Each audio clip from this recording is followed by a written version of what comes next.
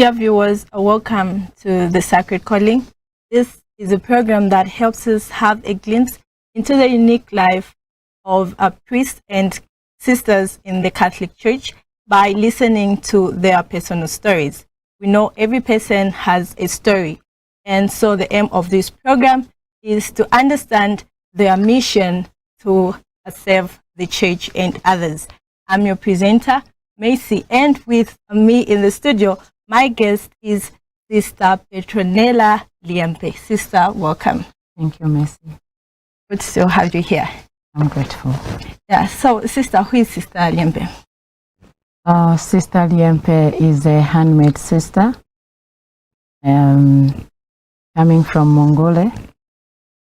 I'm born from a family of 9, and I'm the second born. I'm the second last born in the family of 9. I'm a teacher by profession, and I was once a formator, but now I'm currently serving at JCTR. Oh, okay. Thank you. Interesting. So you're a sister. Which congregation do you belong to? I belong to the Handmaids of the Blessed Virgin Mary of Lusaka. Oh, okay.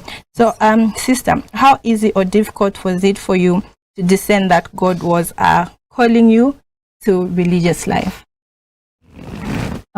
This journey, I don't know whether I should say it is difficult or easy, but the way I began my story, I did my primary and part of my secondary section at Impunde Basic then. Now it is Impunde Secondary.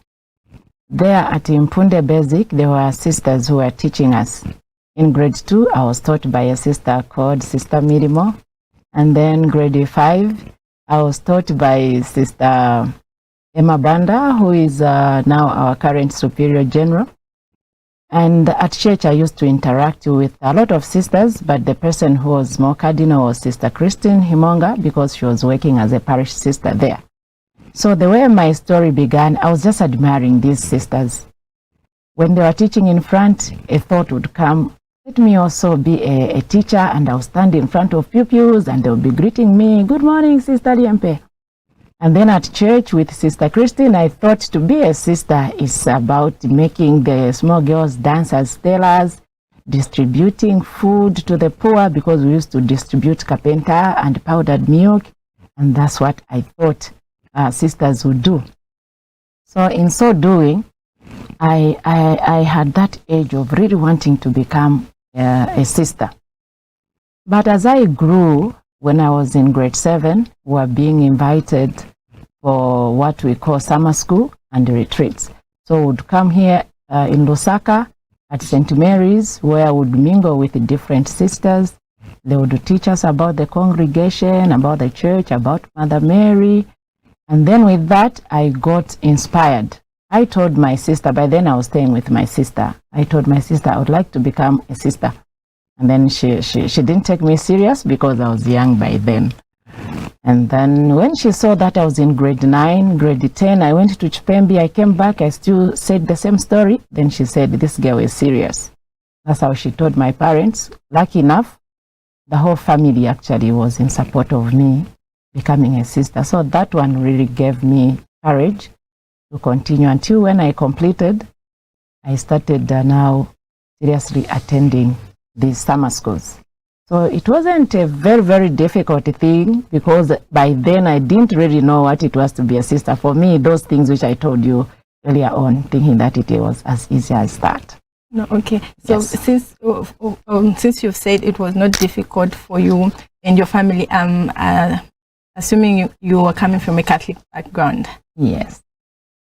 My family is a staunch Catholic, and I can sit and proudly say my grandfather from daddy's side was one of the first catechists in Kasisi.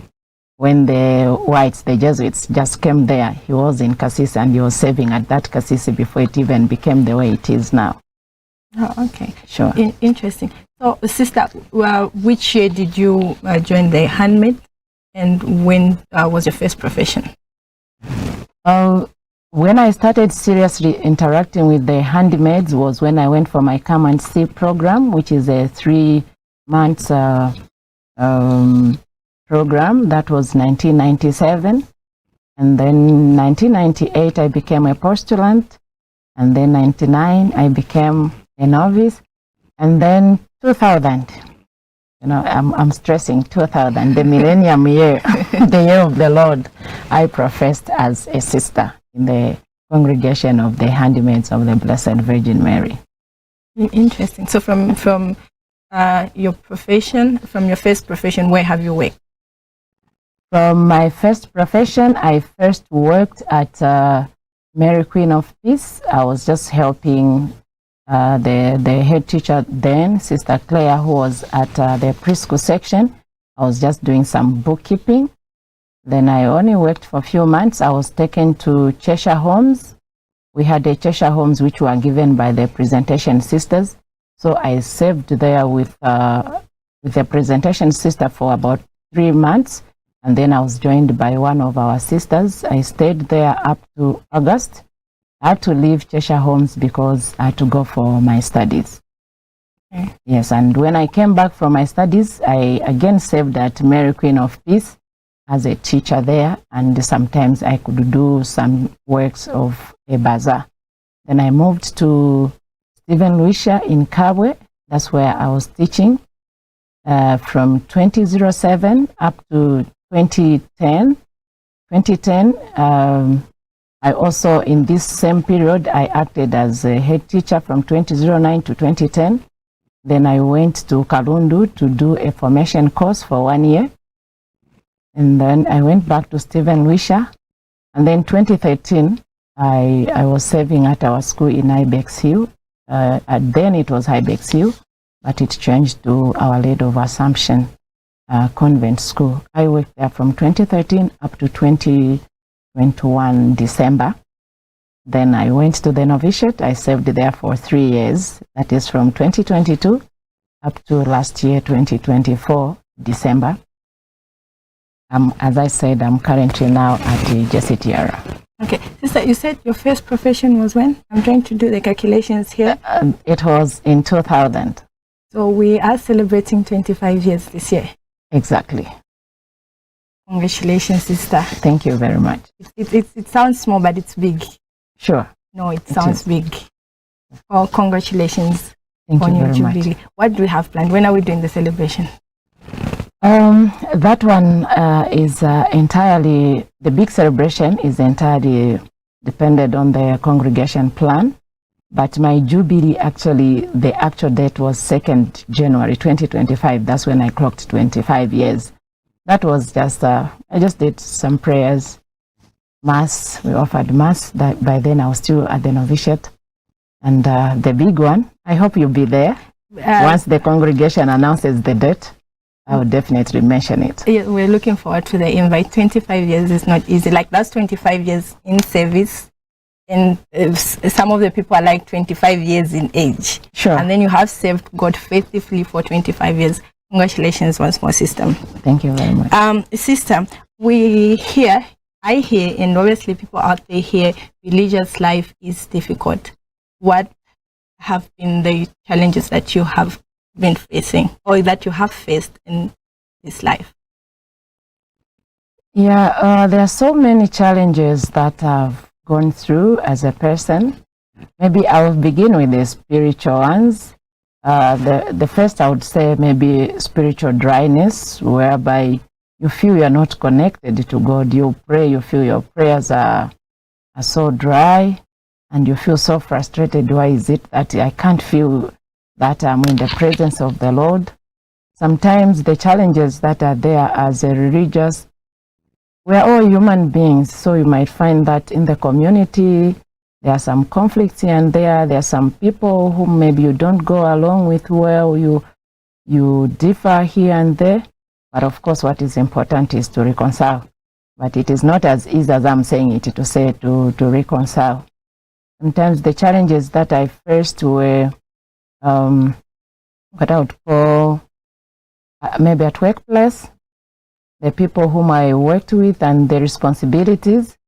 As you heard, I acted as head in 2009 when I was just from the classroom. It wasn't an easy task for me to do, because I had to learn, and it was a thing that I never thought of, that I would find myself in that office and to run a school, getting it from somebody who was so prominent. I got it from Sister Mwira, who was chosen as Superior General by then.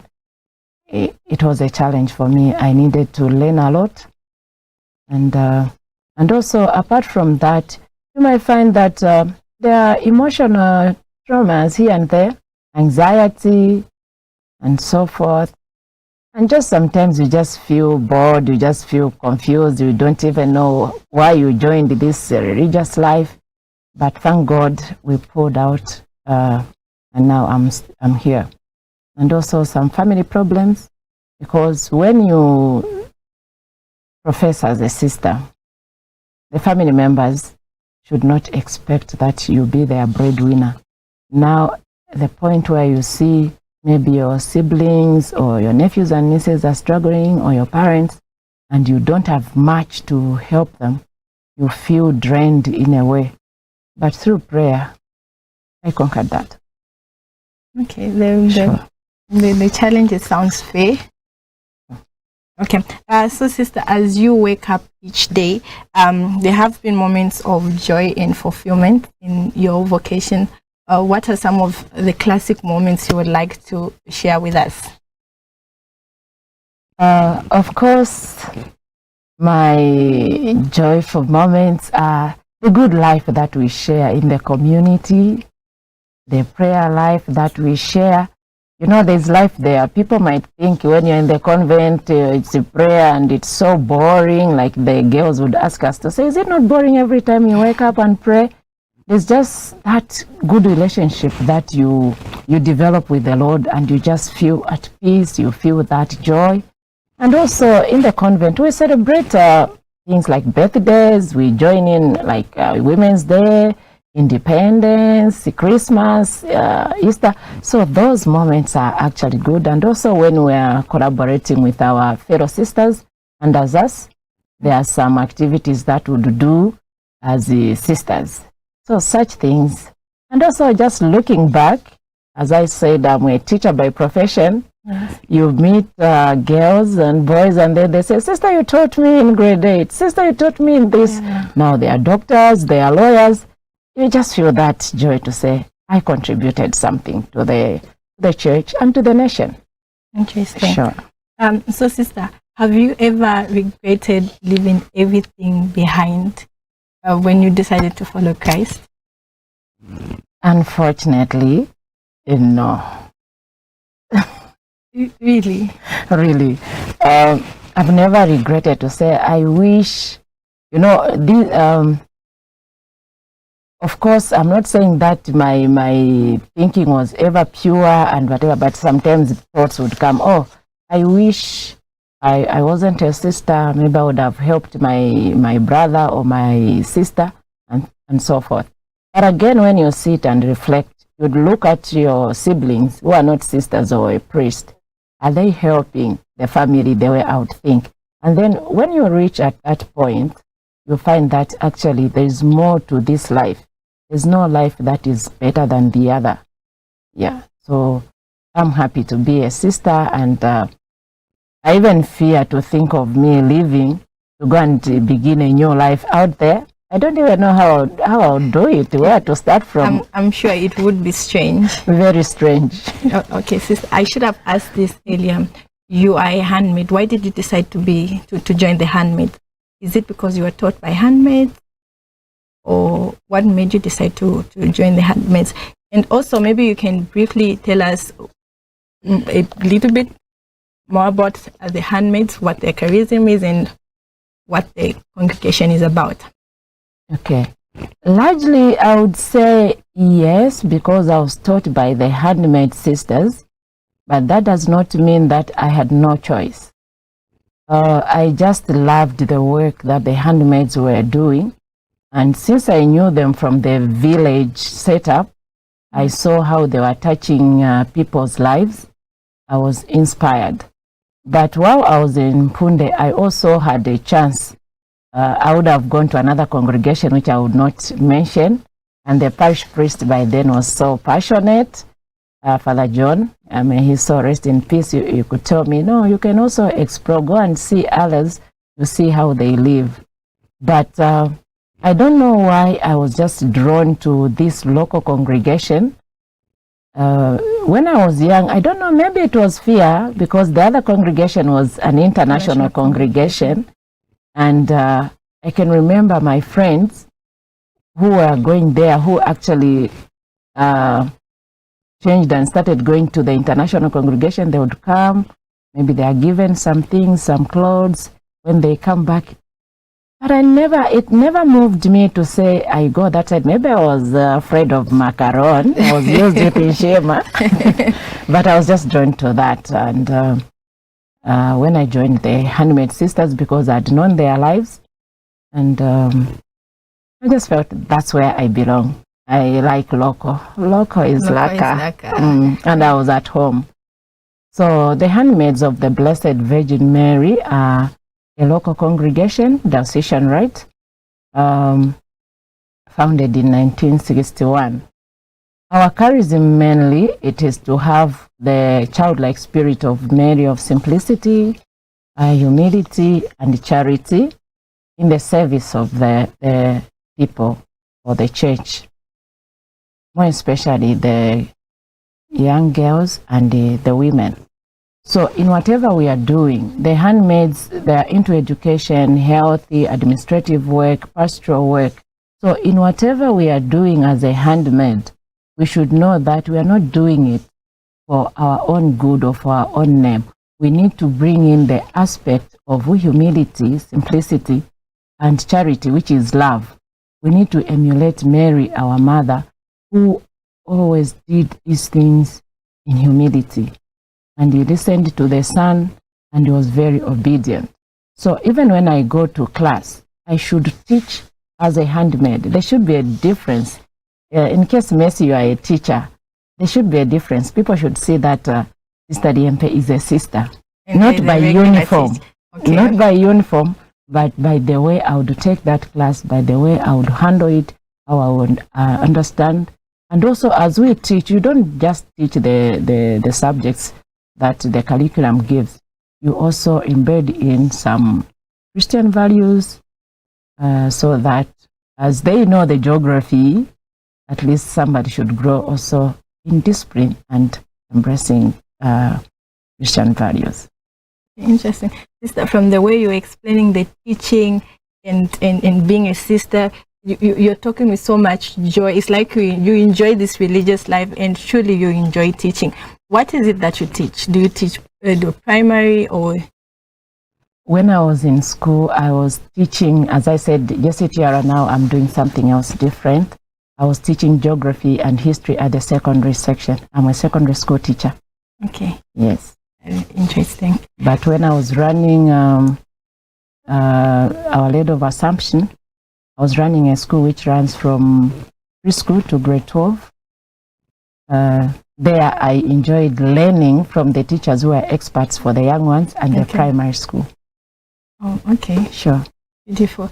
So, sister, what advice or word of encouragement would you give to that young one who is just seeing like religious life from a distance and they are scared to respond to that? What advice would you give them? The advice that I would give the young ones out there, my young sisters, and also even my young brothers out there, because I know religious life and priesthood, they are in the same calling almost, I would say, if I can use that. What I would advise is that there's so much joy and benefit in working for the Lord as a religious nun. Because once you give yourself fully, even these temptations that comes, I know a lot of you would ask, but how would you manage with the feelings? How would you manage with the monies in case you want? God has just kept my family. God has just kept my feelings in its own place. And now, as I said, I'm celebrating 25 years with so much gratitude and joy. So even you out there, you begin by searching. purify your motive. Ask yourself, why do I want to join sisterhood, or why do I want to join priesthood? Not to go and drive cars, not to go and have extra money to help your family, or not to go and have an expensive phone, or whatever it is, whatever you look at in sisterhood or priesthood. It is about service. Once you say, I am going to serve God, you even be surprised to say, what makes me wake up every day and just stay in this home where I cannot have anything that I would call my own? Even at a time when I'm educated, I can have my own house, my own car, but I always use the language of our car, our home, and so forth. So it is good to answer Echo in that way. Thank you. Sister, thank you very much for sparing your time to come and share with us your beautiful story. Thank you. Thank you. Well, our dear viewers, this has been Sister Petronella Liempe's story. Hope it has inspired you to respond positively to that of call and that vocation that God is calling you to. This is all we had for you on today's episode of The Sacred Calling. My name is Macy, and from me and Sister Liempe, it's bye-bye and God bless you. Bye.